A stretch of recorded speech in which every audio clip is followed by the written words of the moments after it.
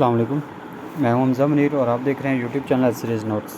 आज हम जिस टॉपिक के बारे में बात करेंगे एलएलबी पार्ट 4 इंटरनेशनल लॉ हमारा सब्जेक्ट है और इसमें हमारे जो आज टॉपिक है वो है immunities and privileges of the foreign diplomats. हम देखेंगे कि जो डिप्लोमेट्स होते हैं उनकी क्या इम्यूनिटीज़ होती हैं, उनके लिए क्या प्रिविलेज होते हैं, उनकी क्या राइट्स होते हैं, क्या ड्यूटीज़ हैं।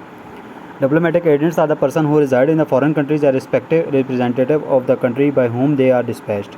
डिप्लोमेटिक एजेंट्स आपके वो लोग होते हैं जो फ़ॉरेन कंट्री में रिज़ाइड करते हैं और एक तरह का अपने कंट्री के जिस कंट्री ने उन्हें भेजा होता है उस कंट्री के रिप्रेजेंटेटिव के तौर पे वहाँ पे काम कर रहे होते हैं।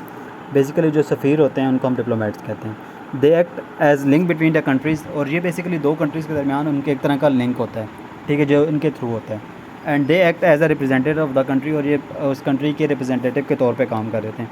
Nearly all states today are the representative in the territory of the foreign states by diplomatic agents and their staff.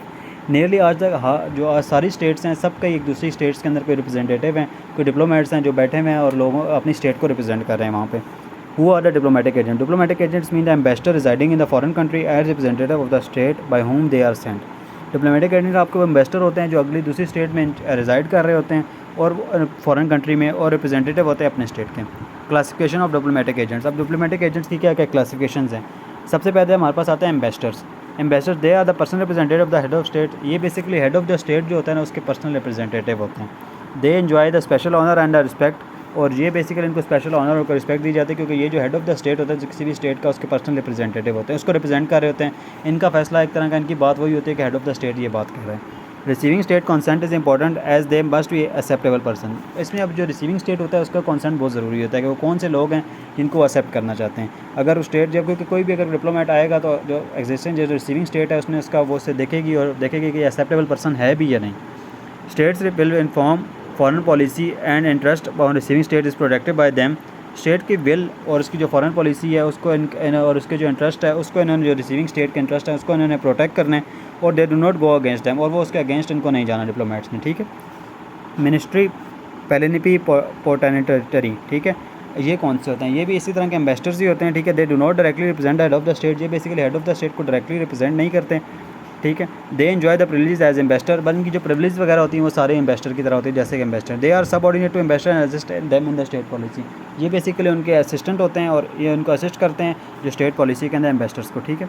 They are responsible to the ambassador and not the state directly, और ये basically state को represent, ये जो है ना assistant कर रहे होते हैं, ये आंसरेबल होते हैं, ये रिस्पॉन्सिबल होते हैं एम्बेसडर को, ये डायरेक्टली स्टेट को रिस्पॉन्सिबल नहीं होते। They are non as second category of the diplomatic agents और एम्बेसडर। ये एम्बेसडर की बेसिकली सेकंड कैटेगरी होती है। चार्जेस डी अफेयर्स, ये कौन होता है? They are appointed by the foreign minister of the sending states. ये बेसिकली सेंडिंग जो स्टेट होती है उसके फॉरेन मिनिस्टर इनको अपॉइंट करते हैं। They are subordinate to the ministers and the third category of the diplomat. ये बेसिकली जो ये मिनिस्टर्स होते हैं असिस्टेंट, इनसे भी सबऑर्डिनेट होते हैं, और इनके डिप्लोमेटिक एजेंट्स के ना थर्ड कैटेगरी होती है। And they deal with the matter related to foreign officers, और ये बेसिकली जो फॉरेन ऑफिस के सारे मैटर्स होते हैं ना उनको डील करते हैं, ठीक है। तो ये एक तरह की पूरी टीम होती है जो काम कर रही होती है फॉरेन ऑफिस के लिए। फॉरेन जितने भी हमारे मामलात होते हैं डिप्लोमेट्स होते हैं ये काम करते हैं फॉरेन पॉलिसी पे। Functions of the diplomatic agent. Diplomatic agent के क्या क्या फंक्शंस हैं? रिप्रेजेंट द सेंडिंग स्टेट, सबसे पहले उन्हें सेंडिंग स्टेट जो है उसको रिप्रेजेंट करना है। Mediation negotiation between the sending end receiving state, दोनों स्टेट्स के दरमियान मीडिएशन करवानी है, कोई नेगोशिएशन करानी, कोई मामलात आ गए हैं तो उसके दरमियान वो करना है। Promote foreign policy of the state, अपनी स्टेट की जो फॉरेन पॉलिसी है उसको प्रमोट करना है। Protect and economical and political interest of sending state, जो सेंडिंग स्टेट है उसके पॉलिटिकल और जो उसके इकोनॉमिक इंटरेस्ट हैं उसको सेव करना है, ठीक है। He is a mouthpiece of the head of state. ये basically head of the state का माउथ पीस होता है क्योंकि जो mouth head of the state ने कहा है वही हेड ऑफ द ने कहा है वो हेड ऑफ द स्टेट की तरह की बात होती है। Promote friendly relation between both state, और दोनों स्टेट्स के दरमियान इसने जो फ्रेंडली रिलेशनशिप्स हैं वो बनाने हैं। The basis of the diplomatic immunity, इसके बेसिकली बेसिस क्या होती हैं, ठीक है, क्या इनका? Different international jurist have divergent views on the basis of the giving immunities to the diplomatic. इसके जो व्यूज़ हैं ना कि किस बेस के ऊपर आपने इनको इम्यूनिटीज़ देनी है, इसके ऊपर कुछ लोगों का ना डिफरेंट व्यूज़ हैं, ठीक है। एक्स्ट्रा टेरिटोरियल थ्योरी, ठीक है, एक थ्योरी है। According to this theory diplomatic agents are considered to be within the jurisdiction of the receiving state, ठीक है, but all the times they are within the jurisdiction of the sending states, ठीक है। ये कहते हैं कि this theory diplomatic agents को consider किया जाएगा कि वो होते तो जुरिस्डिक्शन होते हैं अपनी स्टेट के, पर उनको ऐसे ही कंसिडर किया जाएगा जैसे कि दूसरी स्टेट की जुरिस्डिक्शन में। That's why they they enjoy immunities and privilege. अब देखिए वो होते तो आपकी स्टेट के अंदर हैं, पर उनको समझा ऐसे जाएगा जैसे वो अपनी स्टेट के अंदर, उनको वही सारे प्रिविलेजेस दी जाएंगे जो अपनी स्टेट में दिए। They are the outside from the country and they are also reason for giving them privileges. ठीक है, ये बेसिकली कंट्री के अपने आउटसाइड होते हैं, ठीक है, अपनी कंट्री से दूर होते हैं, इस वजह से भी इनको इम्यूनिटी और प्रिविलेजेस देते हैं। इस थ्योरी ये कहती है। ठीक है, रिप्रेजेंटेशनल थ्योरी, ये थ्योरी कहती है according to this theory diplomatic agents are the mouthpiece of the head of state. ये कहते हैं कि हेड ऑफ द स्टेट के माउथ पीस होते हैं, and they are given the same degree of the privileges and rights as the given the head of the state. देखिए ऐसी इनको प्रिविलेजेस देनी चाहिए जो हेड ऑफ द स्टेट को दी जाती है, क्योंकि हेड ऑफ द स्टेट के रिप्रेजेंटेटर होते हैं, हेड ऑफ द स्टेट के माउथ पीस होते हैं। Functional theory, according to this theory the diplomatic agents are given immunities because of their nature of their functions, क्योंकि उनका फंक्शन ही ऐसे होता है, उन्हें काम ही ऐसा करना होता है, दोनों स्टेट्स के दरमियान मामला बनाने होते हैं। तो उनको इम्यूनिटीज जब एक स्टेट देगी तो वो दूसरी स्टेट के दोनों का अगर कोई बात करनी है अपनी स्टेट के साथ भी, इस स्टेट के बिहाफ पे भी, तो वो कर सकते हैं कि ये स्टेट ये चाहती है, वो स्टेट ये चाहती है, दोनों के दरमियान एक तरह का दरमियाना ताल्लुकात जो होता है ना, ये वो बंदा होता है। It is though the necessary to grant them immunities so them otherwise they would be greatly handicapped in performance. और इनको अगर इम्यूनिटीज़ नहीं दी जाएंगी तो इनको कोई हैंडीकैप, इनको कोई इन्वॉल्व कर सकता है किसी ऐसी एक्टिविटी में जो कि स्टेट के लिए नुकसानदेह हो सकती है। अब immunities and privileges of development, इनका क्या क्या इम्यूनिटीज़ होती हैं। सबसे पहले इनको inviolability of the diplomatic agent, diplomatic agent shall not be liable to any arrest और डिटेंशन। इनको किसी भी मामलात में आपको अरेस्ट नहीं किया जा सकता, इनको डिटेन नहीं किया जा सकता। And receiving state shall treat them with due respect and should take all reasonable care and appropriate measure to prevent an attack on a personal freedom and dignity। और स्टेट की रिस्पॉन्सिबिलिटी है कि उनकी जितनी भी डिग्निटी है, उनकी जो पर्सनल फ्रीडम है उसके ऊपर ख्याल रखा जाए। उनको कभी भी अरेस्ट नहीं किया जाएगा और उनको कभी भी रिसीविंग स्टेट जो है ना वो उनको ट्रीट करेगी बिल्कुल रिस्पेक्ट के साथ, उनको कभी भी डिटेन नहीं किया जाएगा। Immunity from criminal jurisdiction, diplomatic agents are the immune from the criminal liabilities of the receiving state. ये बेसिकली जो रिसीविंग स्टेट होती है उसमें जितनी भी इनके ऊपर क्रिमिनल लायबिलिटीज़ अप्लाई नहीं होती। ठीक है, अगर ये इन्होंने कोई क्रिमिनल एक्ट कर भी दिया तो उन पर लायबिलिटीज़ अप्लाई नहीं होंगी। They can not be prosecuted by any court of law, और उनको किसी भी कोर्ट ऑफ लॉ के अंदर आप नहीं कर सकते, प्रोसिक्यूट नहीं किया जा सकता रिसीविंग स्टेट का। The immunity is enjoyable by them as long as they do not disturb the internal order of the. अब ये इम्यूनिटी इनको तब तक है जब तक अगर देखो कोई इन्होंने एक्ट कर दिया है तो इनको कभी भी क्रिमिनल लायबल नहीं किया जाएगा। पर अगर इन्होंने कोई ऐसा कर रहे हैं जो वायलेंस, तो मॉब वायलेंस हो रही है, किसी वजह से ऐसी कोई चीज़ हो रही है, ठीक है, जो स्टेट को डिस्टर्ब, स्टेट के इंटरनल ऑर्डर को डिस्टर्ब कर रही है, तो इनको फिर लायबल किया जाएगा। They are obliged by the international law to obey the municipal law. They are, और इनका ये ऑब्लाइज्ड है, इनको इंटरनेशनल लॉ ने ऑब्लाइज किया है कि जो म्यूनसिपल लॉ है उसको माने और उसको ओबे करें। Diplomatic agent conspiring against the state will lose his immunity temporarily and is liable to expel. और अगर कोई डिप्लोमेटिक एजेंट ऐसा काम करता है जिससे कि स्टेट की कॉन्स्पायरेसी हो रही है, स्टेट के खिलाफ कोई साजिश हो रही है, स्टेट के लिए कोई नुकसानदेह है, तो उसकी इम्यूनिटी टेम्परेरी तौर पे बंद कर दी जाएगी, उसको एक्सपेल कर दिया जाएगा अपने और वापस भेज दिया जाएगा।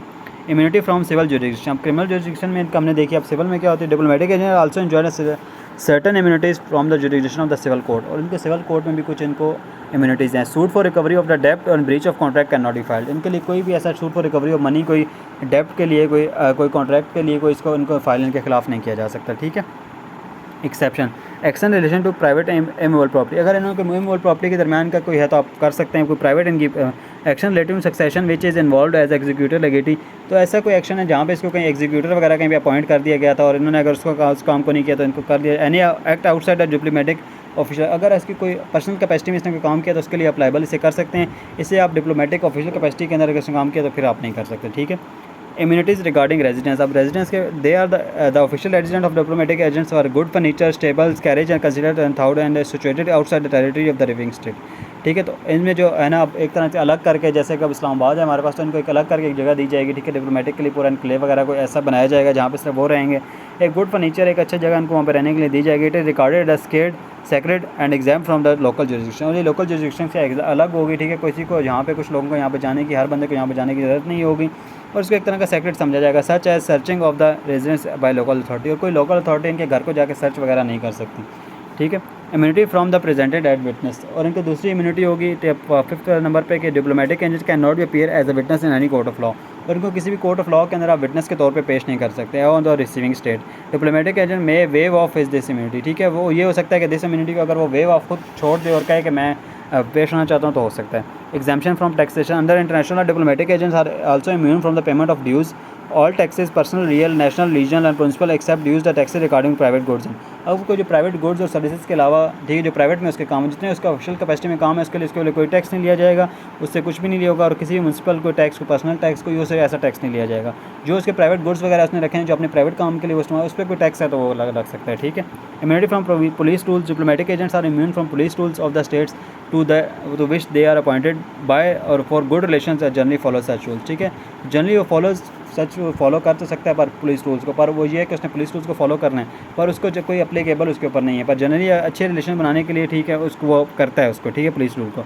Right to worship, diplomatic agents are right to worship, ठीक है, वो अपने वर्शिप करना चाहे तो कर सकता है। Not interference can be made in this respect, और इसके अंदर कोई भी इसकी इंटरफेरेंस नहीं होगी। ठीक है, जिस मज़हब से वो ताल्लुक़ रखता है उसकी वर्शिप कर सकता है। They are free to follow any religion and perform religious rituals ceremony on way, अपनी सरमनी अपनी जो भी होगी वो कर सकता है। रिचुअल्स वगैरह में उनको अच्छे तरीके से मना सकता है। अपने freedom from communication, diplomatic agents enjoy freedom of communication to enable them to discharge their function properly, अपने फंक्शन को प्रॉपरली उनको कम्युनिकेशन उनकी कोई रिकॉर्ड नहीं की जाएगी, कोई ऐसा कुछ नहीं होगा, वो किसी अपने कर सकते हैं। He can communicate with his country and take advice from them, और अपनी कंपनीज़ को अपनी कंट्री को कॉल कर सकता है, अपनी कंट्री से अपने एडवाइस ले सकता है। ठीक है, उसको किसी भी ये नहीं किया जाएगा उसको कि उसकी कॉल रिकॉर्ड की जाएंगी या उसको रिस्ट्रिक्ट कर दिया जाएगा कि आप यहाँ पे कॉल नहीं कर सकते। ठीक है, freedom from movement, diplomatic agents can travel in the territory of the receiving state and subject to कसर कंडीशन। ठीक है, अब वो इस्लाम देखिए डिप्लोमेटिक हमारे जो होते हैं ना वो कम से कम इस्लामाबाद से बाहर नहीं निकलते क्योंकि उनके सिक्योरिटी को खतरा होता है। तो इस वजह से अगर वो कहीं पर मूव कर भी रहे हैं तो पूरी स्टेट की रिस्पॉन्सिबिलिटी है कि उनको पूरी दी जाए, पूरी सिक्योरिटी उनको प्रोवाइड की जाए।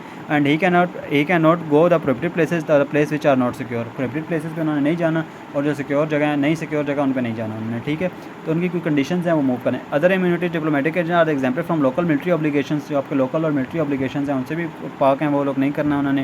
Diplomatic are immune from the inspection and personal luggage, उनका पर्सनल बैग की लगेज की आप नहीं कर सकते तलाशें, unless suggestion that they contain of, और अनलेस ये होगी कि आपके पास कोई ऐसा सबूत है या आपको पता है कि इसमें कोई अनलॉफुल चीज़ है जो कि बहुत स्टेट के नुकसानदेह है, तो उसके लिए फिर प्रॉपर प्रोसीजर अडॉप्ट करके आप उसका कर सकते हैं। ठीक है, अच्छा, अब इसकी ड्यूटीज़ क्या हैं? ड्यूटीज़ ये हैं कि रिस्पेक्ट करना है उन्होंने लॉज रेगुलेशन, जो रिसीविंग स्टेट्स हैं उनकी लॉज एंड रेगुलेशंस को उन्होंने अपने करना है। Do not interfere international affairs of the state के जो इंटरनेशनल अफेयर्स हैं उनके साथ उन्होंने कुछ छेड़छाड़ नहीं करनी। और official business conducted with in the limits of prescribe by law, official जो बिजनेस उन्होंने करना है वो प्रिस्क्राइब बाय लॉ, जो पूरी जगह है वो लॉ ने जो भी एक उन्होंने कंडीशंस दी हैं उसी के मुताबिक उन्हें सारे कि do not take any personal benefit from official immunity, जो उसकी ऑफिशियल इम्यूनिटीज़ वगैरह हैं उससे उन्होंने कोई पर्सनल बेनिफिट वगैरह नहीं लेना। ठीक है, तो ये हमारा टॉपिक था। हमने देखा कि इम्यूनिटीज़ क्या होती हैं, क्या उसकी इम्यूनिटीज़ हैं, क्या उसको कैसे दी जाती हैं, क्यों दी जाती हैं, ठीक है, उसकी ड्यूटीज़ क्या क्या हैं। तो हमने डिप्लोमेटिक एजेंट्स का टॉपिक किया। Thank you very much.